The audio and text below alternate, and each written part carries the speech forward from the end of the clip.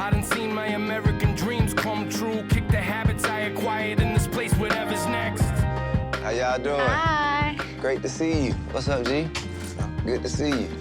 Man, thank you for coming. Thank you for having me. Man, my pleasure, my pleasure. You have a lot of experience and wisdom to share. Since we started Expeditiously, it's been received very well and had a lot of success. Seems as though people like to hear me talk. Who knew? You can have a seat right here. This is a perfect time to introduce Cyntoia to the world so they can hear her story and what she has to say. Please welcome to Expeditiously, the Queen Cyntoia Brown-Long. Thank you. After being convicted and sentenced to life in prison in the 2004 murder of Johnny Allen, Allen picked her up for sex in East Nashville. She shot him to defend her own life. It just truly feels like a blessing to see you enjoying the liberties of life as you should be after so long. Life is good.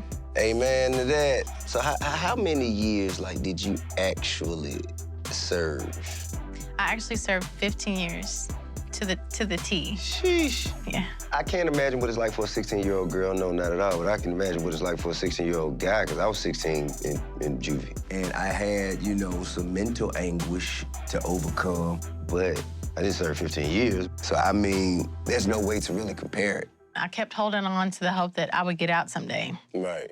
But in November 2016, my last appeal was denied, my federal habeas corpus. I was like, I may actually do life in prison. Fast forward 4 or 5 months, out of nowhere, people just said, T, I tweeted about you. It infuriated me that a judge couldn't see that a 16-year-old found reasoning to take such necessary action due to what she was being subjected to. Her sentence was unjust because she killed in self-defense. Not to mention she was tried as an adult and served from 16 to 31 would rob you of precious moments that can never be replaced. For the sake of my daughters, I feel the need to get involved. They don't always have to kidnap you.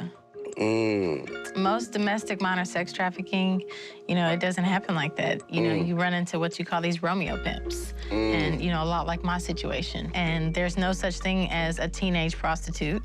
There's no such thing as a minor who was consenting to her own exploitation. There's a lot of people in society who will say that there are just some young girls who are fast. And, you know, in doing that, that's misidentification of people who are actually victims. Right. We need to really understand what it means to be a trafficking victim in this country.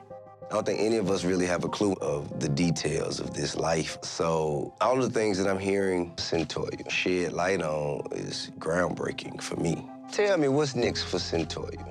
We're actually working on starting a nonprofit, the Foundation for Justice, Freedom, and Mercy. Okay. And it's the grassroots learning initiative on teen trafficking, exploitation, and rape.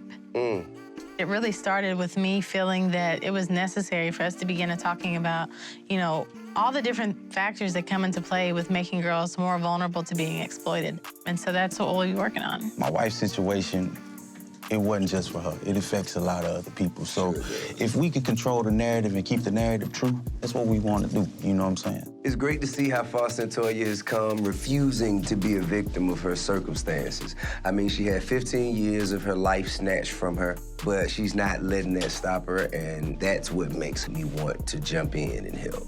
I think it's so much that we could do together. I would ask if you are okay with it, that we do a PSA together. I would love to. Okay, cool. I really do appreciate the opportunity to sit down with you. Thank you for everything that you're doing to just, you know, help give a voice to people who can't use their own.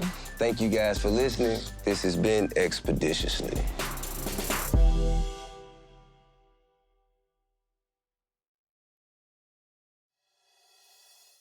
Hey y'all, it's your boy Caesar, Black Ink CEO. And if you don't know me, the reason why is you ain't subscribed to VH1 YouTube channel. At the end of the day, you already know that's the #1 channel on YouTube. And if you don't got it, I guess you just watching #2.